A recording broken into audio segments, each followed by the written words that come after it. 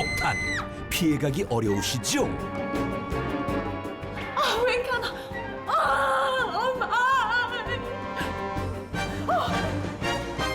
하지만 안에서 그녀를 기다리고 있던 것은 양도세 폭탄?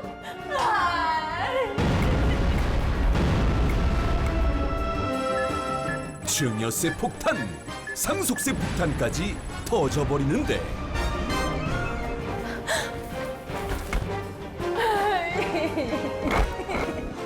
아니, 가진 재산도 없는데 세금 폭탄이라고요? 나중에.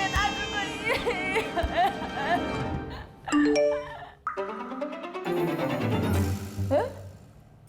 최강기업이 여기로 오라고요? 나 살려주는 거예요? 이곳에 가면 방법이 있다?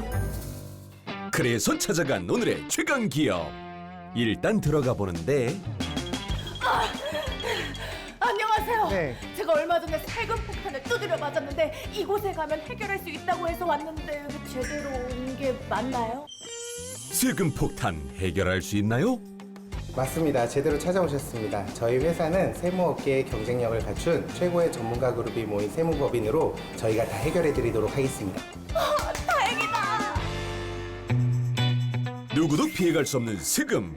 하지만 세법은 점점 복잡해지고 자주 개정되기 때문에 일반인들이 숙지하고 대처하기 어려운데요. 최강기업은 각 분야를 대표하는 전문가들이 모여 다양한 세무 상담을 진행하고 있습니다. 최강기업의 업무 분야는 어떤 것들이 있나요? 양도세, 상속세, 증여세, 세무조사, 경정청구 등 세무 관련된 모든 업무를 하고 있습니다. 근데 제가 세무에 대해서 1도 모르는데 오늘 좀 제가 열심히 배워봐도 될까요? 제가 하나하나 다 알려드리도록 하겠습니다. 함께 가보시죠.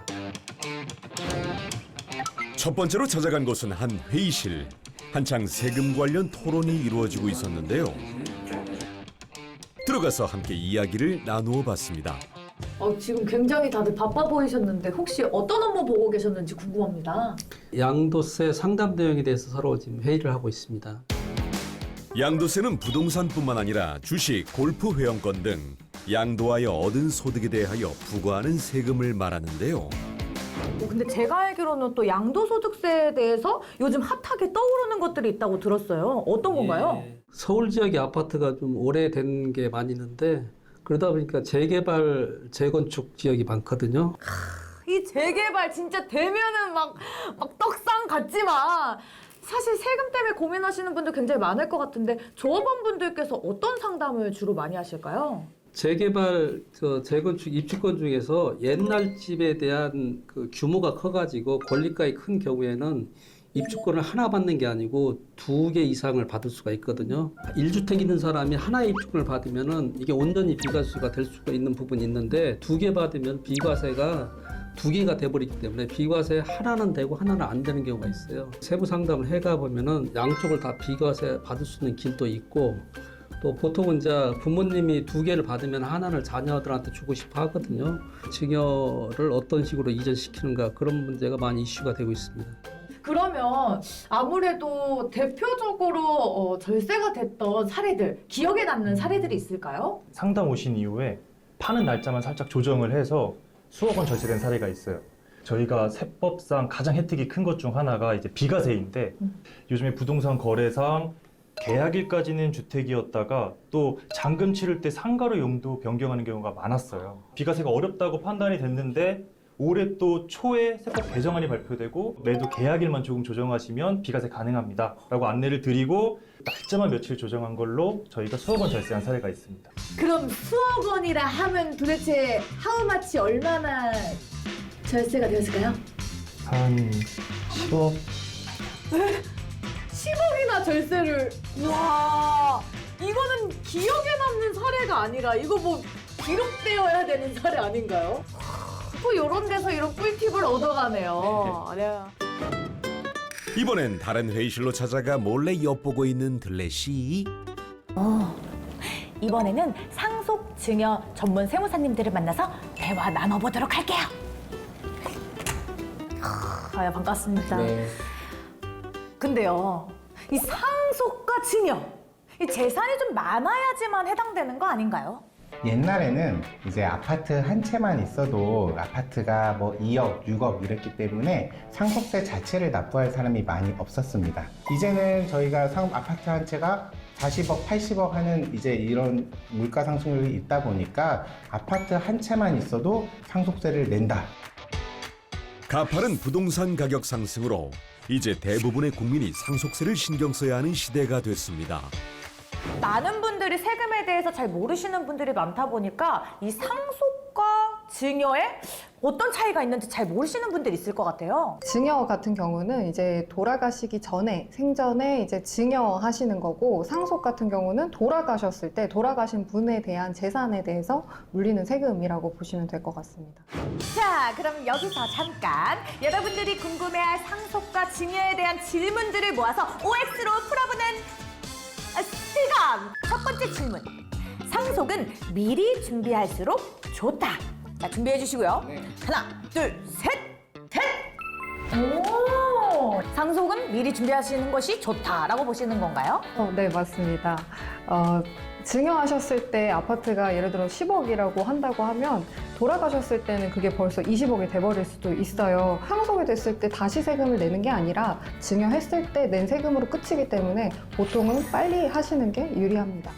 그렇다면 상속보다 증여가 항상 유리한 걸까요? 어허, 이번엔 조금 엇갈린 답변. 보통의 경우라고 하면은 O가 맞는 것 같은데요. 근데 이제 최근에 상담한 케이스 중에 X였었던 케이스가 있었어가지고 세무를 들었는데요. 사전 증여를 했기 때문에 증여세도 더 많이 내고 상속세도 더 많이 낸 케이스가 있었어요. 그렇다면 사례가 정말 다양하기 때문에 이런 경우에는 아무래도 전문가분들께 또 여쭤보는 게 제일 현명하게 할 수가 있겠군요. 네. 자, 그렇다면 세 번째 질문입니다. 상속이 개시되면 상속세를 절세하는 것이 가장 중요하다. 하나, 둘, 셋. 오, 이건 또. 둘, 셋. 오, 이건 또. 상속세라는 부분은 사실 절세라는 포인트를 할 게 그렇게 많지 않습니다. 이미 돌아가신 상황에서는 상속세는 사실 결정이 되어 있는 거고, 이제 공제 항목을 어떻게 받을 것이냐라는 부분만 결정을 하면 되는 거라 그 부분에서 절세라는 포인트가 많이 없는데요. 오히려 저희가 상속세 신고를 하면서 가장 힘들고 고민이 되는 부분은 상속인 간에 분쟁이 없이 원활하게 협의가 되는 부분입니다. 최근 가족 간 협의가 잘 되지 않아 큰 다툼이 생기는 경우가 많다는데요. 때문에 분쟁이 일어나지 않도록 미리 준비하는 과정이 꼭 필요하다고 합니다. 이외에도 최강기업은 양도세 세무 분야인 토지 수용 관련 부서를 따로 운영하고 조세 불복, 경정 청구 분야에서도 높은 전문성을 자랑하는데요. 지금부터 끝판왕을 모셨습니다. 세무 경력 50년의 베테랑이자 우리 최강기업의 대표님, 세무 피할 수 없다면 지려라 안순환 대표님 만나 뵙고 인사 나눠보겠습니다. 안녕하세요. 네, 안녕하세요. 네. 반갑습니다. 반갑습니다. 최강기업의 안순남 대표를 소개합니다. 제가 알기로는 2010년부터 이렇게 법인을 출범하셔서 많은 세무사분들과 같이 일을 하고 계신다고 들었어요. 네. 세무 분야도 우리 의사들처럼 각 분야가 다양하게 있는 것처럼 저희도 세무조사, 그다음에 세무소송, 그다음에 컨설팅이라고 해서 법인 컨설팅, 양도한 상속 증여, 그리고 재개발 재건축, 공익사업 수용 분야, 다양한 분야가 있습니다. 근데 한 사람이 이걸 다 할 수는 없잖아요. 못하죠. 네. 그래서 이 분야의 각각 분야의 전문가들을 끌어모은 거죠. 집단지성을 통해서 솔루션을 내는 그런 세무법인을 만들어 본 게 제 꿈이었는데, 그게 이제 우리 구성원들하고 의견 제돼서 2010년에 드디어 출범을 했던 겁니다. 아니 제가 이렇게 대표님을 드디어 만난다고 하니까 네. 그 주변에서 예. 많이들 좀 뭐 물어봐달라, 예. 이거 좀 물어봐줘 계속 하는데, 그래서 준비한 세무상담 코너. 자, 첫 번째 케이스입니다. 저희 아버지가 시골에서 농사를 짓고 계시는데요. 저희 남매에게 상속해 주실 예정이라고 합니다. 하지만 저희 남매 둘 다 사정상 농사를 지을 수 없는 상황인데 상속 후 바로 매도를 하게 되면 양도세가 많이 나오게 될까요? 시골이다 보니 공시지가도 낮은데 감정평가를 꼭 해야 되는지도 궁금합니다. 부모님이 돌아가셔서 상속이 이루어지면 반드시 일반 국민들이 알아야 될 사항이 하나 있습니다.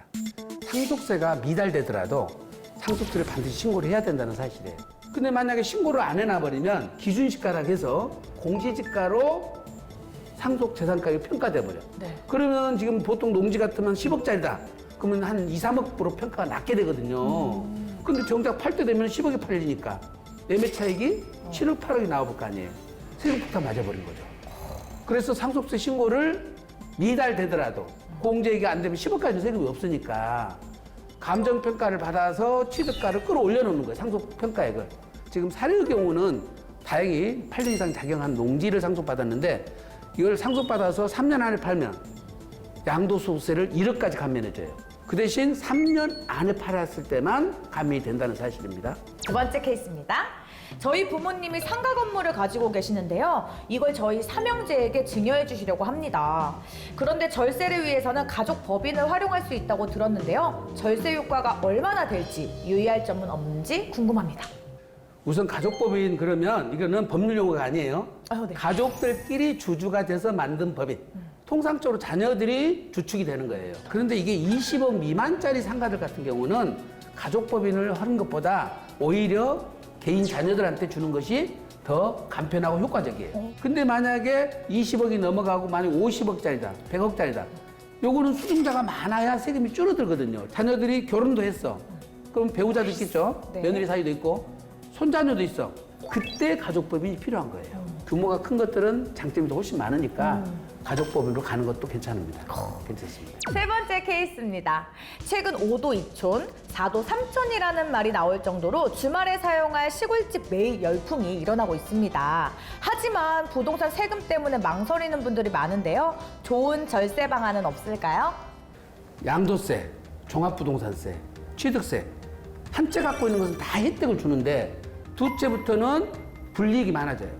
최근에는 인구 감소 지역이라 해서 거기서 1주택 사는 것을 또 세제 혜택을 줘요. 인구 감소 지역이 우리나라에 약 한 89개 정도 되거든요. 그래서 농어촌 주택을 취득할 때 그 해당되는 요건이 되는지 안 되는지는 꼭 세무사님하고 한번 상담하고 취득을 해놓은 것이 좋을 것 같습니다. 세무사님과 친하게 지내야겠습니다. 네. 그것도 좋은 방법입니다. 전국 160여 명의 전문가 집단이 함께 모여 지식과 경험을 공유하고 솔루션을 제시하는 최강 기업. 저희 세무법인은 세상의 모든 세금 문제를 모두 해결해 드리겠다는 그 일념으로 전문가를 모으고 경험을 축적하고 솔루션을 개발하고 있습니다. 대한민국에서 최고의 패밀리 오피스를 만들어 보는 것이 저희 마지막 꿈입니다. 신뢰와 전문성으로 납세자의 든든한 파트너가 되어온 최강 기업. 앞으로도 소중한 자산을 지켜주는 동반자가 되길 바라봅니다.